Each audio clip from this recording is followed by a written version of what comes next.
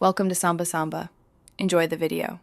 You start by gathering what Google Pay will need: your bank routing and account numbers, or the instant verification login. Open the latest Google Pay app and sign into the Google account you plan to use. This ensures funds map to the right profile. Make sure your phone is on reliable Wi-Fi or cellular. Once done, tap Payment Methods, then add Bank Account to begin. You do this first so the app can verify identity and reduce failed link attempts later. Next, select your bank from the list. Choose Instant Login if available because it speeds verification. If you use Instant Verification, complete your bank's 2FA prompts or one-time password. This links accounts immediately. If Instant isn't supported, Google Pay will send 2 small micro deposits.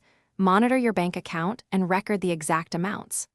Once you have them, enter those values in Google Pay to confirm ownership. Make sure to keep the app open. Finish by confirming permissions and selecting the bank account as a payment method if desired.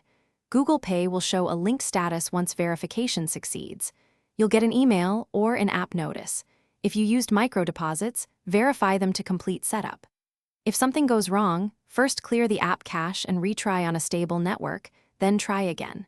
If problems persist, contact your bank to check for account holds or restricted web access, because those are common reasons links fail.